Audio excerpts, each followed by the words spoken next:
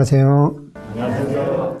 네, 이번 시간에는 요한계시록과 관련된 제28번째 강의로 에스겔서 44장부터 에스겔 끝장까지 있는 이 천년왕국에서의 새로운 예배와 이 땅 분배에 대해서 살펴보겠습니다.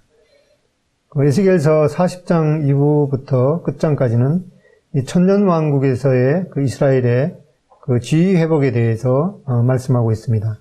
먼저 에스겔서 40장부터 43장까지는 에스겔을 통해서 이 천년왕국에 세워질 새 성전 건립에 대해서 말씀하고 있습니다. 두 번째로 에스겔서 44장부터 46장까지는 에스겔 성전에서 재개되는 새 제사 예배에 대해서 말씀하고 있습니다.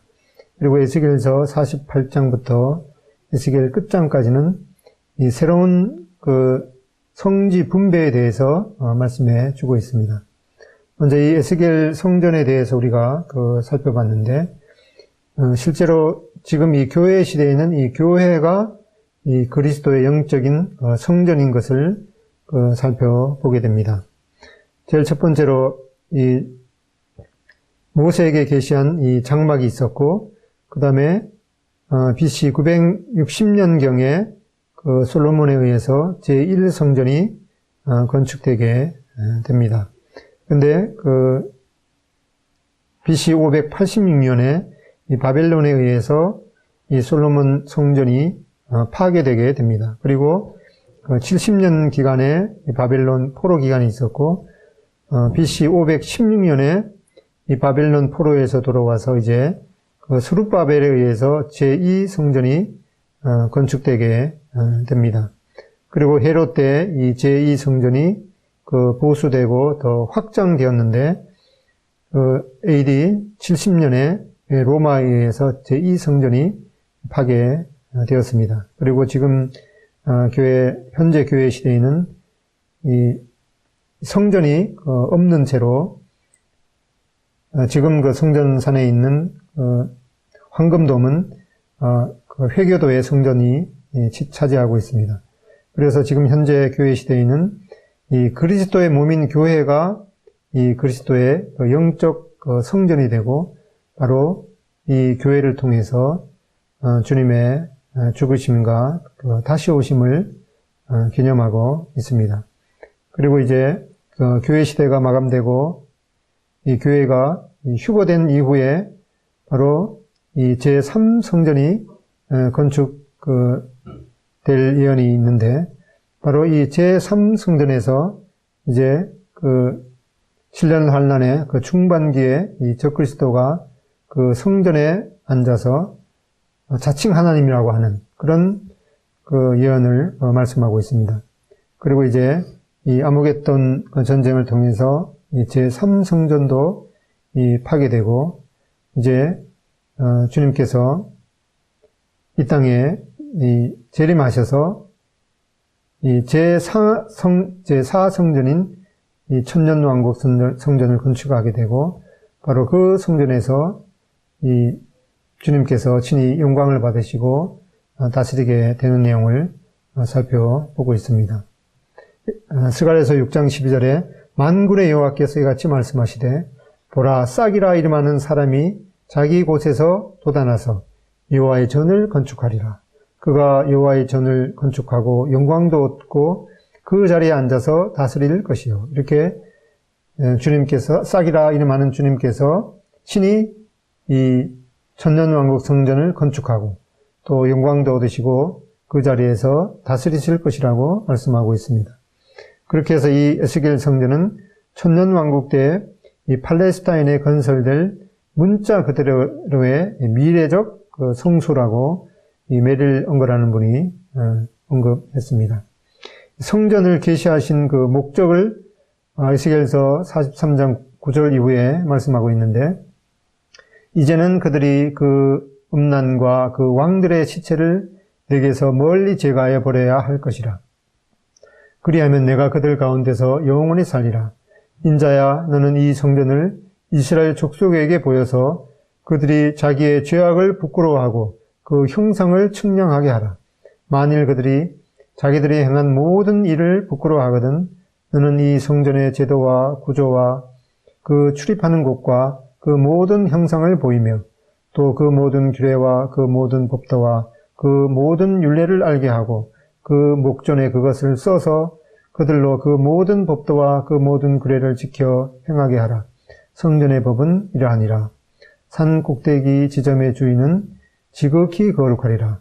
성전의 법은 이러하니라. 이렇게 그 성전을 계시하신 목적에 대해서 말씀하고 있습니다. 이제 동쪽으로 이 여호와의 영광이 들어와서 그 성전에 이 여호와의 영광이 가득하게 되었는데 에스겔서 이 44장 1절에 보면은 그가 나를 데리고 성소의 동쪽을 향한 바깥 문에 들어오시니 그 문이 닫혔더라. 여호와께서 내게 이르시되 이 문은 닫고 다시 열지 못할지니 아무도 그리로 들어오지 못할 것은 이스라엘 하나님 나 여호와가 그리로 들어왔습니다. 그러므로 닫아 둘지니라. 왕은 왕인 까닭에 안길로 이 문 현관으로 들어와서 거기에 앉아서 나 여호와 앞에서 음식을 먹고 그 길로 나갈 것이니라. 이렇게 이 하나님께서 들어오셨던 이 동쪽 문을 닫아두라고 말씀하고 있습니다. 그리고 다시금 이 에스겔에게 이 성전의 모든 그런 그 구조를 주목하고 전심으로 주목할 것을 에스겔서 44장 4절 이후로 말씀하고 있습니다. 그가 또 나를 데리고 북문을 통하여 성전 앞에 이르시기로 내가 보니 여호와의 영광이 여호와의 성전에 가득한지라. 내가 얼굴을 땅에 대고 엎드리니 여호와께서 내게 이르시되 인자야 너는 전심으로 주목하여 내가 내게 말하는 바 여호와의 성전의 모든 규례와 모든 율례를 귀로 듣고 또 성전의 입구와 성소의 출구를 전심으로 주목하고 이렇게 이 성전에 대해서 그 모든 이 규례와 이런 그 제도를 전심으로 주목하라고 말씀했습니다. 이 전체적인 에스겔 성전의 그 규모는 이와 같은 것을 보게 됩니다. 바깥들 전체적인 그런 크기는 이 가로 세로 이 500척이었는데 그 주변 그 모퉁이에 부엌이 있고 또 주변 둘레로 30개의 이 방이 있었고 그 중심부로 이제 그 안뜰로 들어가게 되면은 문을 안쪽에 있는 문을 통해서 안뜰로 들어가게 되면은 그 번제단이 있고 또 성소가 있었고 성소 좌우에 이 거룩한 방이 있었고 또 서쪽 편에 이 용도를 말씀하지 아니한 이 별관이 있는 이러한 내용을 계시해 주셨습니다. 이것을 에스겔서 44장 5절에 여호와께서 내게 이르시되 인자야 너는 전심으로 주목하여 내가 내게 말하는 바 여호와의 성전의 모든 규례와 모든 율례를 귀로 듣고 또 성전의 입구와 성소의 출구를 전심으로 주목하라고 이렇게 말씀했습니다. 이 모세의 성막을 통해서 이 제사장이 하나님 앞에 제사를 드렸던 그런 계략을 살펴보면은 이 모세 성막의 그 전체적인 크기는 이 가로 세로 이 500규빗 100규빗 50규빗이었습니다. 거기에 쓰인 이 규빗은 에스겔 성전에 쓰였던 규빗과 다르게 이 보통 규빗인 조금 짧은 그런 그 자로 잰 것이었습니다. 동쪽으로 이제 유일한 문인 이 동문으로 제물을 들고 들어가게 되면은 이제 번제단을 만나게 되는데 제사장들이 이 제물을 올려놓고 태워서 번제를 드리게 됩니다. 그리고 이제 성소 앞에 이 물두멍이 있게 되는데 손을 씻고 이제 정결케 한 후에 성소로 들어갔습니다. 그리고 이제 이 성소에 들어가게 되면 그 왼쪽에 금등대가 있어서 이 성소의 그 금등대의 빛을 통해서 성소 안에서 섬길 수가 있었습니다. 그리고 오른편에는 이 진설병 상이 있었는데 이 진설병, 그 떡을 먹으면서 봉사하며 하나님께 나아가는 세임을 얻게 되었습니다. 그리고 지성소에 들어가기 직전에 분향단이 있었는데 바로 향년의 기도가 하나님께 상달되어야 했습니다. 그리고 이제 지성소 안에는 이 언약궤가 있었는데 이 대제사장만 1년에 한 차례씩 휘장을 열고 들어가서 속죄소에 피를 뿌린 다음에 하나님을 아련하고 또 백성들의 속죄와 모든 문제를 아뢰고 하나님의 응답을 받게 되는 그런 이 내용을 말씀했습니다. 반면에 이제 천년왕국 동안에도 이 희생제사가 행해지는 것을 말씀하고 있는데 이 에스겔서 43장 18절로 27절에 보면은 그가 내게 이르시되 인자야 주 여호와께서 이같이 말씀하셨느니라. 이 제단을 만드는 날에 그 위에 번제를 드리며 피를 뿌리는 규례는 이러하니라. 내가 그 피를 가져다가 제단의 네 뿔과 아래층 네 모퉁이와 사방 가장자리에 발라 속죄하여 제단을 정결하게 하고 이같이 7일 동안 제단을 위하여 속죄제를 드려 정결하게 하며 드릴 것이요. 또 15절 에스겔서 45장 15절로 17절에 또 이스라엘의 윤택한 초장의 가축대 200마리에서는 어린 양 1마리를 드릴 것이라. 백성을 속죄하기 위하여 이것들을 소제와 번제와 감사제물로 삼을지니라. 주 여호와의 말씀입니다. 여기 이 말씀하고 있는 이 천년왕국 동안에도 계속해서 이 속죄 제사가 드려지는 것을 말씀하고 있는데 여기 이 속죄하다라는 히브리의 원어의 뜻을 살펴보면은 이 카파르라는 뜻인데 카파르라고 하는 단어인데 그것의 의미는 이 역청으로 덮다 또는 이 화해하다라는 그런 뜻입니다. 그런데 히브리서 10장 12절로 18절에 보면은 오직 그리스도는 죄를 위하여 한 영원한 제사를 드리시고 하나님 우편에 앉으사 17절에 또 그들의 죄와 그들의 불법을 내가 다시 기억하지 않으리라 하셨으니 이것을 사하셨은즉 다시 죄를 위하여 제사 드릴 것이 없느니라. 여기 히브리서에 있는 이 사하다라는 말에 이 헬라어 이 아페시스는 속박에서 벗어나다 또는 죄에 대한 용서 이런 것을 그런 의미를 가지고 있습니다. 이 속죄라는 말의 히브리어 카파르는 역청으로 덮다 또 화해하다라는 의미로 이 죄를 제거하는 것을 뜻하지는 않고 있습니다. 히브리서 10장 3절로 4절에 그러나 이 제사들에는 해마다 죄를 기억하게 하는 것이 있나니 이는 황소와 염소의 피가 능히 죄를 없이 하지 못함이라. 이 속죄의 의미는 제사가 이 외적인 또 의식적인 이 정결을 가져온다는 의미인 것을 보게 됩니다. 또 레위기 40장 20절에 보면은 제사장이 그것으로 회중을 위하여 속죄한즉 그들이 이 사함을 받으리라. 여기 사함이라는 히브리어의 사라흐는 용서하다 또 면제하다라는 의미로 이는 이 의식적인 부정함이 제거되어서 사람이 하나님께 가까이 나아가서 예배드릴 수 있게 되었음을 의미하고 있습니다. 히브리어 이 사하다 앞헤시스는 이 속박에서 벗어난 또 죄의 용서라는 의미로 이 히브리서 본문도 이 장래의 제사 의식을 모두 배제하는 것이 아닌 것을 보게 됩니다. 다만 이 장래의 제사가 이 죄를 효과적으로 제할 수 없는 것은 바로 과거의 제사가 그럴 수 없었던과 마찬가지라는 것입니다. 이스라엘 역사상의 제사는 이 그리스도를 그리스도의 온전한 제사를 대망했습니다. 이 참 메시아를 끈질기게 거절해왔던 이스라엘은 이 환란을 통과하며 또 회개해서 이 천년 왕국 동안에 이 참 그리스도의 통치 아래서 이 제사를 통해서 이 그리스도 갈보리의 사역을 돌이키면서 기념하게 될 것입니다. 그것은 지금 교회 시대에서 행하고 있는 이 주의 만찬이 우리 교회의 성도들에게 이 주님을 기념하게 되는 것처럼 그와 같은 것이 될 것입니다. 이 그리스도의 희생만이 인간의 죄에 대한 용서뿐만 아니라 믿는 자를 거룩하게 했습니다. 히브리서 10장 10절 이 뜻을 따라 예수 그리스도의 몸을 단번에 들이심으로 말미암아 우리가 거룩함을 얻어노라 이렇게 말씀하고 있습니다.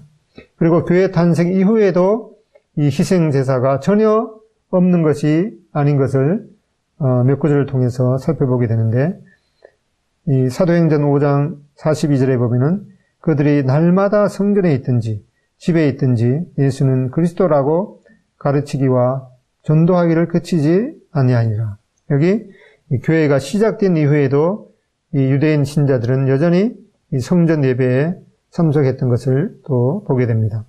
그리고 사도행전 21장 26절에 보면은 바울이 이 사람들을 데리고 이튿날 그들과 함께 결례를 행하고 성전에 들어가서 각 사람을 위하여 제사 드릴 때까지의 결례 기간이 만기된 것을 신고하니라. 여기에서도 심지어 교회 탄생 이후에도 이 유대인 신자들은 희생 제사를 드리는 것도 주저하지 않았습니다.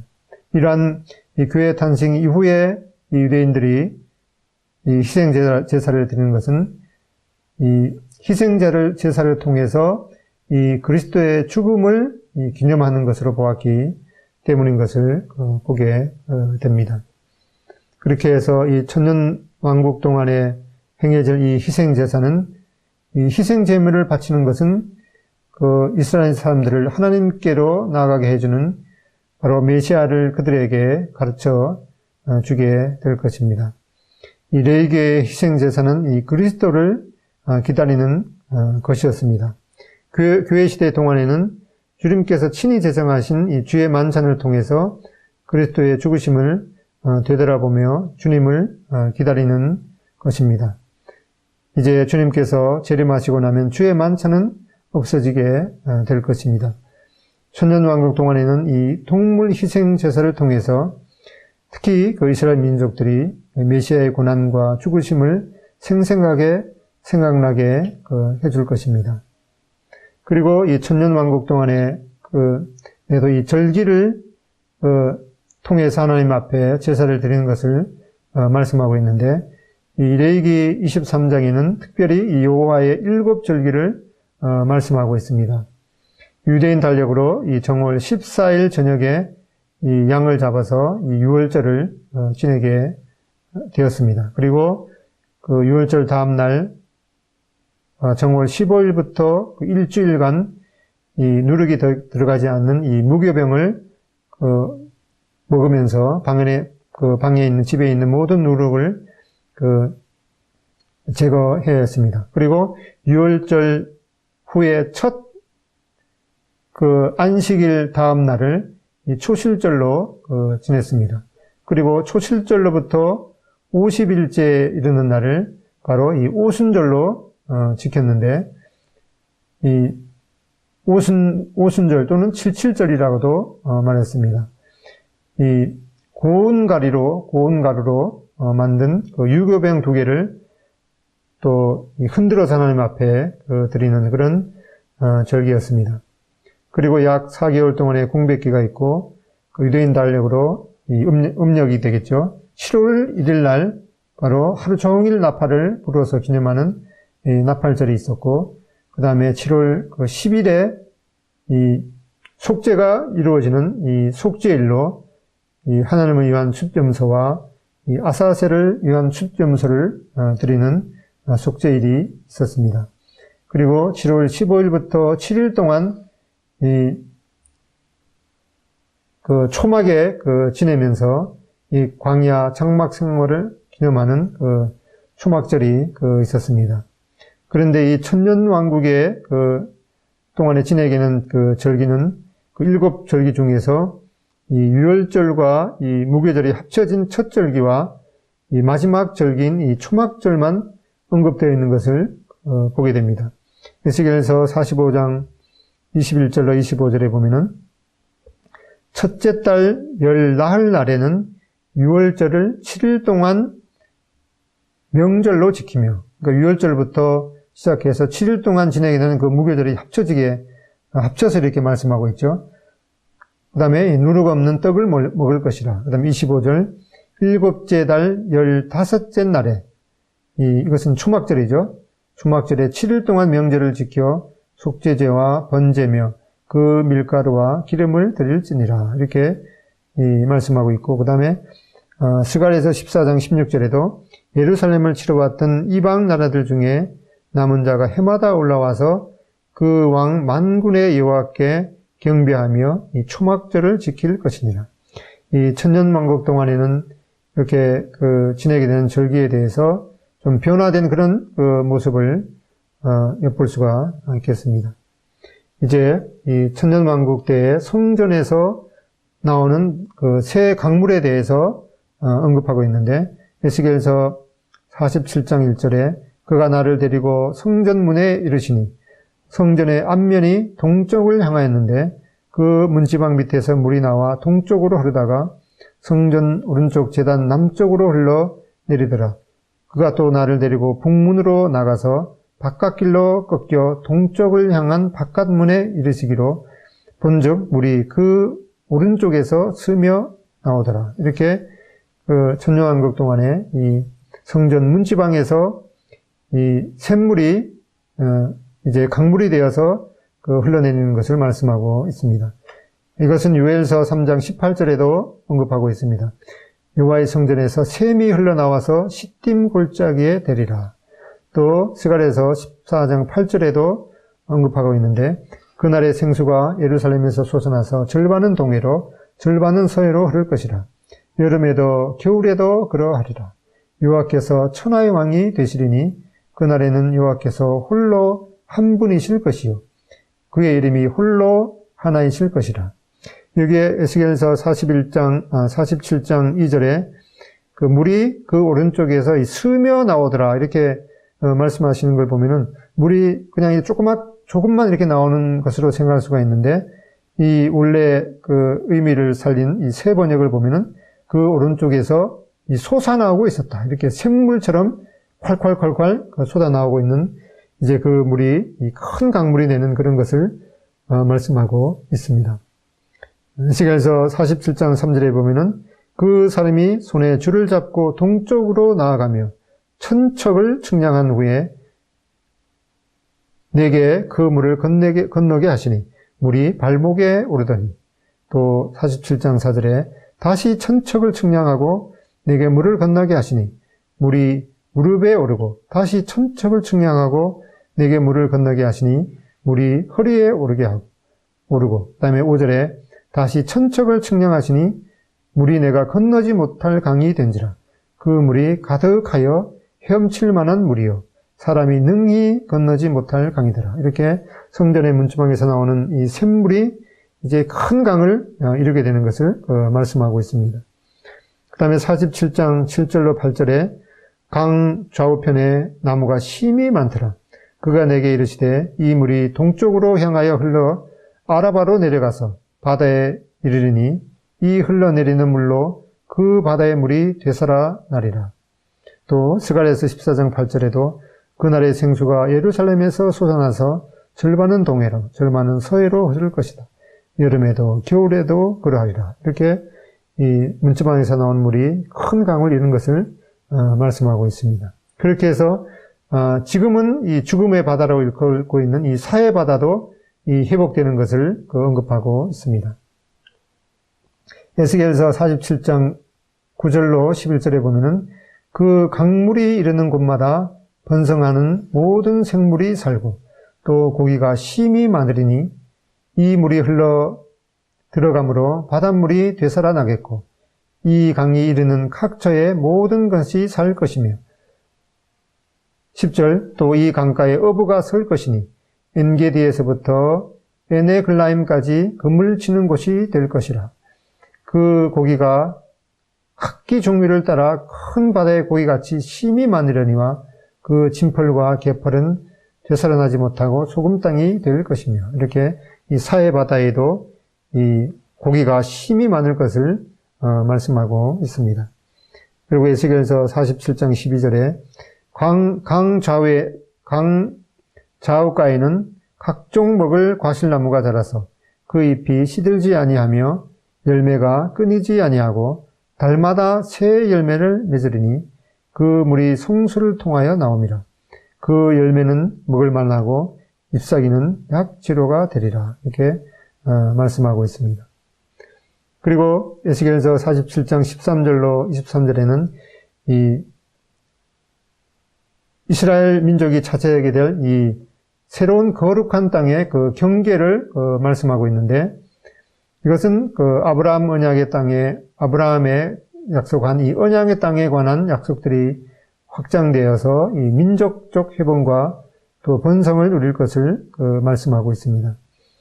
창세기 15장 18절에 그 나라 여호와께서 아브라함과 더불어 언약을 세워 이르시되 내가 이 땅을 애굽 강가에서부터 그 큰 강 유브라데까지 네 자손에게 주노니, 여기 애굽 강은 이 나일강이 아니고 지금의 그 와디엘 아리시라고 하는 그 강이 되겠습니다. 여기서부터 이제 그 북쪽에 이르는 큰 강 유브라데까지 이 이스라엘 민족의 그 땅이 될 것을 말씀하고 있습니다. 바로 지금의 그 땅보다도 훨씬 더 북쪽 위로까지 그 이스라엘 땅이 될 것을 말씀하고 있습니다. 그리고 신명기 30장 5절에 내 하나님 여호와께서 너를 내 조상들이 차지한 땅으로 돌아오게 하사 내게 다시 그것을 차지하게 하실 것이며 여호와께서 또 내게 선을 행하사 너를 내 조상들보다 더 번성하게 하실 것이라. 이 예언이 이제 천년왕국 때 온전하게 성취되게 될 것입니다.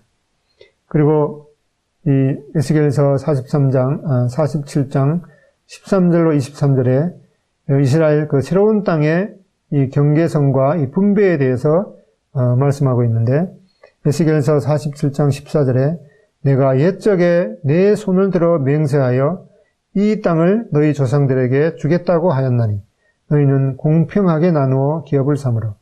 이 땅이 너희의 기업이 되리라. 이렇게 말씀하면서 이 북방의 경계에 대해서는 이 대해라는 말은 이제 지중해를 의미하고 있죠. 대해에서 스닷 이 어기까지니 바로 유브라데 강이 접하는 이 스닷 이 어기까지 북방의 경계가 된다고 말씀하고, 그 다음에 동방의 경계는 요단강으로 말씀하고, 그 다음에 남방은 그 애굽 시내를 따라서 이 대해에 이르고, 그 다음에 이 다말과 이 가데스로 이어진다고 말씀하고 있습니다. 그리고 서방의 경계는 이 대해, 즉 그 지중해라고 이렇게 말씀하고 있는데, 이러한 그 땅에 대해서 이제 이스라엘 12지파가 이 나누게 될 것을 말씀하고 있습니다. 이제 에스겔서 48장 1절로 그 28절에 보면은 이 이스라엘의 12 각 지파의 목과 이 거룩한 그 땅에 대해서 말씀하고 있는데, 이 48장 1절로 28절까지 보면 먼저 1절에 모든 지파의 이름은 이와 같으니라. 북쪽 끝에서부터 헤들론 길을 거쳐 하맛 어기를 지나서 다메섹 경계선에 있는 핫살 에논까지 곧 북쪽으로 하맛 경계선에 미치는 땅 동쪽에서 서쪽까지는 이 단의 몫이요. 맨 위에 북쪽은 이제 단의 몫이라 하고, 그 다음에 계속해서 아셀, 납달리, 또 므낫세, 또 에브라임, 루벤, 유다, 그리고 그 다음은 이제 예물로 드릴 이 거룩한 땅을 말씀하고, 그것을 지나서 이제 베냐민과 시므온, 이사갈, 스불론, 그리고 이제 27절로 28절에 스불론 경계선 다음으로 동쪽에서 서쪽까지는 갓의 몫이며, 28절 갓 경계선 다음으로 남쪽 경계선은 다말에서부터 무리바 가데스 셈에 이르고 애굽 시내를 따라 대해에 이르나니, 이 구역을 바로 이제 맨 남방에 있는 그 지역을 이 갓 지파의 몫으로 말씀하고 있습니다. 그리고 에스겔서 48장 8절에 보면은 이 유다 경계선 다음으로, 이 북쪽에서부터 내려오는 그 유다 경계선 다음으로 동쪽에서 서쪽까지는 너희가 예물로 드릴 땅이라. 너비는 25,000척이요 길이는 다른 몫의 동쪽에서 서쪽까지와 같고 성소는 그 중앙에 있을지니 곧 너희가 여호와께 드려 예물로 삼을 땅의 길이는 25,000척이요 너비는 10,000척이라. 이렇게 그 예물로 드릴 그 거룩한 땅에 대해서 여기에 그 너비 그 장을 의미하는 너비는 이 동서 길이를 여기 의미하고 이 광을 뜻하는 이 길이는 그 남북 길이를 그 의미하는 것을 보게 됩니다. 그렇게 해서 이 너비와 길이가 그 각각 25,000척 되는 이 땅을 그 예물로 드릴 땅이라고 말씀하고 있습니다. 바로 이 거룩한 구역에 대해서 에스겔서 45장 1절로 이 8절에도 말씀하고 있는데, 이 너희는 제비 뽑아 땅을 나누어 기업으로 삼을 때 한 구역을 거룩한 땅으로 삼아 여호와께 예물로 드릴지니 그 길이는 25,000척이요 너비는 10,000척이라. 그 구역 안 전부가 거룩하리라. 그 중에서 성소에 속할 땅은 길이가 500척이요 너비가 500척이니 네모가 반듯하며 그 외에 사방 쉰척으로 전원이 되게 하되 그 측량한 가운데서 길이는 25,000척을 너비는 10,000척을 측량하고 그 안에 성소를 둘지니 지극히 거룩한 곳이요. 그곳은 성소에서 수종드는 제사장들 곧 하나님께 가까이 나아가서 수종드는 자들에게 주는 거룩한 땅이니 그들이 집을 지을 땅이며 성소를 위한 거룩한 곳이라. 이렇게 이 거룩한 구역에 대해서 이 에스겔서 45장 8절까지 말씀하고 있습니다. 이것을 좀 더 이제 자세하게 살펴보면은 에스겔서 48장 13절에 보면은 그 제사장의 경계선을 따라서 이 레위 사람의 몫을 주되 이 길이는 25,000척이요 너비는 10,000척으로 할지니. 이렇게 북쪽에 있는 구역을 이제 레위인의 그 구역으로 줄 것을 말씀하고 있습니다. 그리고 이 전체적인 그 예물로 드릴 전체적인 그 땅의 크기는 보면은 그런즉 예물로 드리는 땅의 합계는 길이도 25,000척이요 너비도 25,000척이라. 너희가 거룩히 구별하여 드릴 땅은 성읍의 기지와 합하여 네모 반듯할 것이라. 이렇게 전체적인 이 거룩한 땅의 그 구역은 이 사방 25,000척, 즉 한 14km 그 정도 되는 그러한 그 지역을 거룩한 구역으로 거룩한 땅으로 하나님 앞에 예물로 드릴 것을 말씀했습니다. 그리고 특별히 이제 에스겔서 48장 10절에 이 드리는 거룩한 땅은 제사장에게 돌릴지니 북쪽으로 길이가 25,000척이요 서쪽으로 너비는 10,000척이요 이 동쪽으로 너비가 10,000척이요 남쪽으로 길이가 25,000척이라. 그 중앙에 이 여호와의 성소가 있게 하고 이렇게 말씀했는데 바로 이 중간되는 이 구역을 거룩한 구역, 특별히 거룩한 구역이라고 말씀하면서 이 사독 자손 제사장을 위한 몫이라고 말씀하고 바로 그 중앙에 여호와의 성소가 있게 하라고 이렇게 말씀했습니다. 이 성소는 이 가로 세로 이 500척이고 그 둘레에는 이제 사면에 이 50척의 빈터, 즉 그린벨트를 있게 할 것을 이렇게 말씀했습니다. 바로 이 성소가 있게 되는 그런 그 장소는 이 모세의 그 장막이 세워졌던 바로 실로에 서게 될 것을 볼 수가 있습니다. 그리고 에스겔서 48장 15절로 16절에 보면은 이 너비 5,000척은 속된 땅으로 구분하여 성읍을 세우며 거주하는 곳과 전원을 삼되 성읍이 그 중앙에 있게 할지니. 여기는 이제 그 성읍이 도시가 있게 하라고 이렇게 말씀했습니다. 16절에 그 크기는 북쪽도 4,500척이요 남쪽도 4,500척이요 동쪽도 4,500척이요 서쪽도 4,500척이며 이렇게 사방이 4,500척 되는 이 네모 반듯한 그 도시, 이 성읍을 만들 것을 말씀했습니다.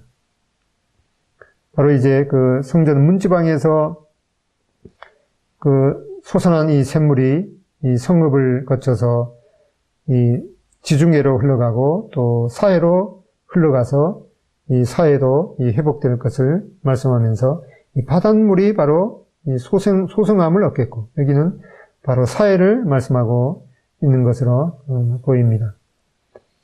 그리고 이 에스겔서 48장 30절로 이 35절에 보면은 천년왕국 때 이 예루살렘 그 성읍에 대해서, 이 도시에 대해서 말씀하고 있는데, 이 30절부터 보면은 이 성읍의 출입구는 이러하니라.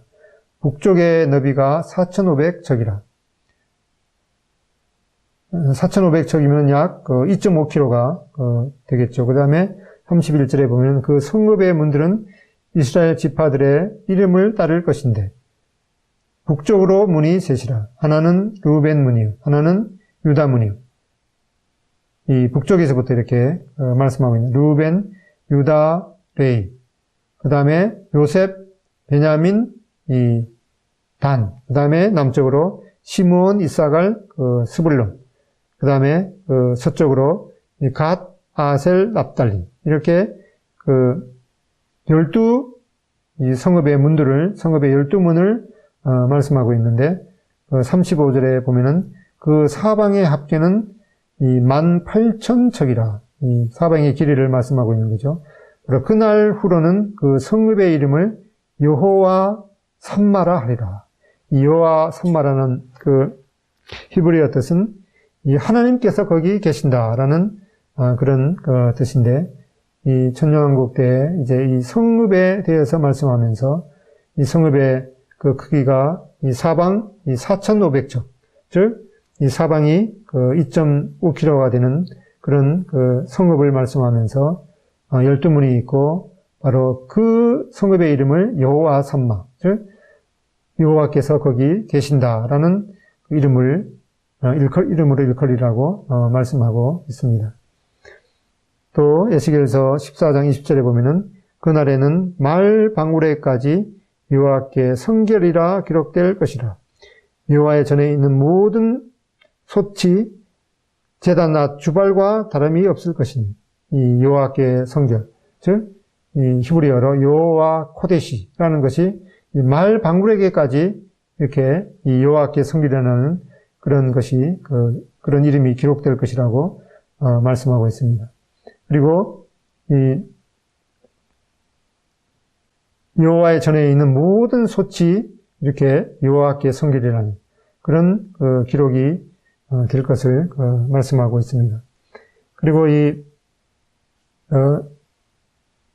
이 천년왕국에 대해서 기록되어 있는 이사야서 또 65장 17절로 25절에 있는 내용을 살펴보면은, 여기는 이제 새 하늘과 이 새 땅의 창조에 대해서 말씀하고 있으면서, 또 이 천년왕국에 대한 그런 내용도 말씀하고 있는 것을 보게 됩니다. 이사야서 65장 17절로 25절에 보면은, 보라, 내가 새 하늘과 새 땅을 창조하나니 이전 것은 기억되거나 마음에 생각나지 아니할 것이라. 너희는 내가 창조하는 것으로 말미암아 영원히 기뻐하며 즐거워할지니라. 보라, 내가 예루살렘을 즐거운 성으로 창조하며 그 백성을 기쁨으로 삼고, 내가 예루살렘을 즐거워하며 나의 백성을 기뻐하리니 우는 소리와 부르짖는 소리가 그 가운데서 다시는 들리지 아니할 것이며, 거기에는 날수가 많지 못하여 죽는 어린이와 수완이 차지 못한 노인이 다시는 없을 것이라. 곧 100세에 죽는 자가 젊은이라 하겠고, 100세가 못되어 죽는 자는 저주받은 자니라. 그들이 가옥을 건축하고 그 안에 살겠고, 포도나무를 심고 열매를 먹을 것이며, 그들이 건축한 데에 타인이 살지 아니할 것이요, 그들이 심은 것을 타인이 먹지 아니하리니, 이는 내 백성의 수완이 나무의 수완과 같겠고, 내가 택한 자가 그 손으로 일한 것을 길이 누릴 것이며, 그들의 수고가 헛되지 않겠고, 그들이 생산한 것이 재난을 당하지 아니하리니, 그들은 여호와의 복된 자의 자손이요, 그들의 후손도 그들과 같을 것입니다. 그들이 부르기 전에 내가 응답하겠고 그들이 말을 마치기 전에 내가 들을 것이며 이리와 어린 양이 함께 먹을 것이며 사자가 소처럼 짚을 먹을 것이며 뱀은 흙을 양식으로 삼을 것이니 나의 성산에서는 해함도 없겠고 상함도 없으리라. 여호와께서 말씀하시니라. 여기 이사야서 45장 17절을 시작하면서 이 새 하늘과 새 땅의 창조에 대해서 말씀하고 있는데, 이 당시에 구약의 선지자였던 이사야는 이 하나님의 이 통치 양상이 다른 이 천년 왕국과 또 영원을 구분하지 않고 합쳐서 이 하나로 본 것을 보게 됩니다. 결국 이 천년간 지속되는 천년 왕국도 이 영혼에서 보면은 이 한 경점 뿐인 것을 보게 됩니다. 바로 구약 선지자들의 그 예언적인 관점을 그림을 통해서 보면은 이 구약의 그 선지자는 이제 미래에 대한 그런 그 예언을 보게 될 때 이 봉우리가 있었는데 그 봉우리 너머에 이 하나님께서 숨기신 그런 내용은 보지 못한 것을 보게 됩니다. 특히 구약의 그 선지자들은 이 메시아의 그 초림에 대해서, 메시아의 탄생에 대해서 이 많은 선지자들이 언급을 했는데, 바로 그 계곡 너머에 숨어 있는 이 교회의 계곡, 이것은 구약의 선지자들에게는 그 비밀로 되어 있었던 것을 보게 됩니다. 그리고 이제 마지막 때에 이 적그리스도가 나타나게 되고, 그다음에 이 의로운 태양으로 이 재림하실 그 주님과 또 그 후에 있게 될 그 천년 왕국과 이 새 하늘과 새 땅, 이 새 예루살렘, 그렇게 해서 이 천년 왕국, 새 하늘과 새 땅, 새 예루살렘, 이런 것들은 그냥 한 부분으로 이렇게 보았던 것을 보게 됩니다.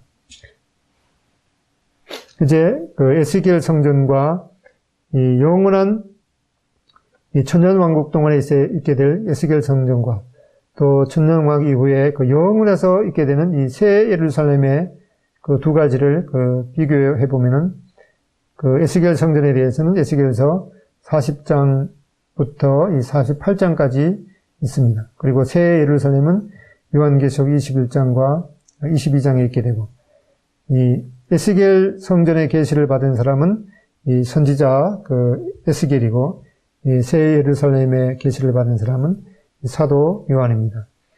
이 성전을 본 장소는 에스겔 성전은 지극히 높은 이 산에서 이 환상 중에 보여주셨고, 또 마찬가지로 이 새 예루살렘도 크고 높은 산에서 이 사도 요한에게 보여주셨습니다.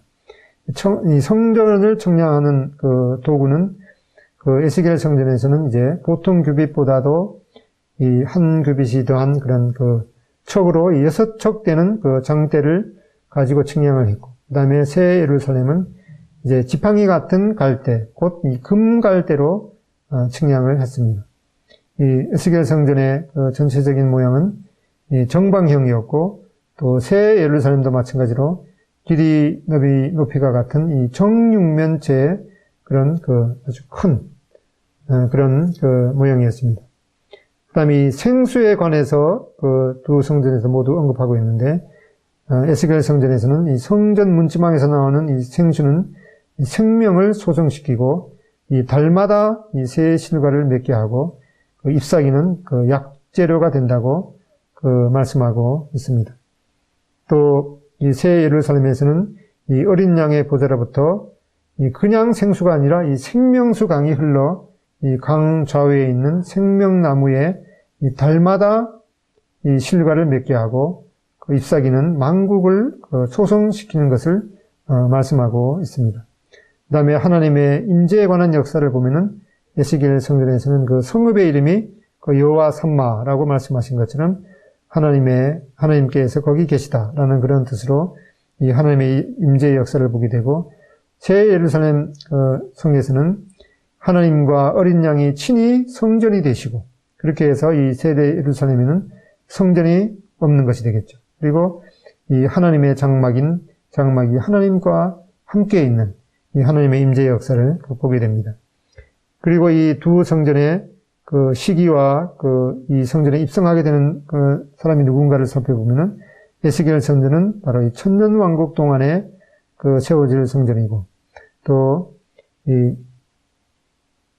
그 환란을 통과하면서 믿으면서 살아있는 그런 사람들이 특히 이스라엘 민족들이 이 천년왕국 동안에 이 예배를 드리면서 이 그리스도의 희생을 기념하게 되는 그런 내용이 되겠고, 새 예루살렘 성은 이 어린 양의 생명책에 기록된 자만이 이 영혼에서 지내게 되는 그런 성의 차이가 있는 것을 보게 됩니다. 이제 이 천년왕국 에스겔 성전 이후에 이 영혼에서 이 새 예루살렘에서 바로 이 우주의 통치의 중심지가 되는데, 우리가 다음에 살펴보겠습니다만은 여기서 얼핏 살펴보면 이 새 예루살렘은 가로 세로 높이가 12,000 스타디온.